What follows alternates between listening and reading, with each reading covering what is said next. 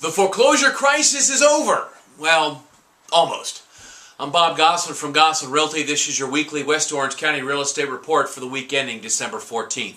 Realty Tracks foreclosure market report for November shows foreclosure filings, all default notices, scheduled auctions, and bank repossessions decreased 15% from the previous month and 37% year to year. The 15% monthly decrease in November was the biggest month-over-month decrease since November 2010, when U.S. foreclosure activity plummeted 21% in 1 month following the revelation of the so-called robo-signing scandal.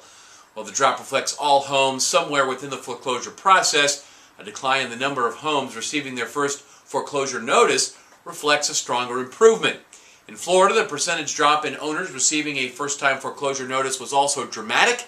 The state had just under 7,000 foreclosure starts in November, an 18% decline month to month, and a 46% drop year to year. Taking a look at what sold last week in West Orange, we get these numbers from the Mid-Florida Regional MLS. We include the communities of Ocoee, Winter Garden, Oakland, Gotha, and Windermere. 20 single-family homes sold last week. Top price paid $1.7 million for a 7,000 square foot home in Lago Vista. 9 homes sold for under $250,000. 7 homes sold at or above list price. 35 new listings hit the market, 12 listed under $250,000, none listed under $100,000. 44 new contracts were signed. Many U.S. homeowners facing eviction won't lose their homes over the 2-week holiday at the end of December. Fannie Mae will suspend evictions of foreclosed single-family properties from December 18th to January 3rd. Legal and administrative proceedings for evictions may continue, but families living in foreclosed properties will be allowed to remain in their home. Freddie Mac released a similar announcement. A few national mortgage service firms that have not sold a mortgage to Fannie Mae or Freddie Mac also made announcements that they would halt evictions over the holidays, including Wells Fargo.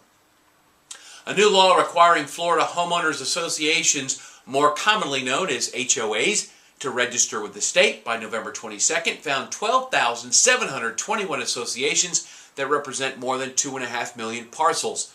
According to Ken Lawson, Secretary of the Department of Business and Professional Regulation, a bill passed by this year's Florida legislature and signed into law by Governor Rick Scott required all state HOAs and community association managers to register along with other requirements.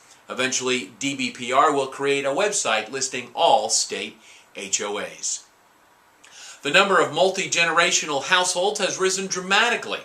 According to National Association of Realtors study, 14% of 2013 home sales were by multi-generational households. Of those transactions, 25% enabled adult children to move back home and save money, 20% enabled adult children to care for aging parents, and 10% enabled adult children to spend more time with aging parents.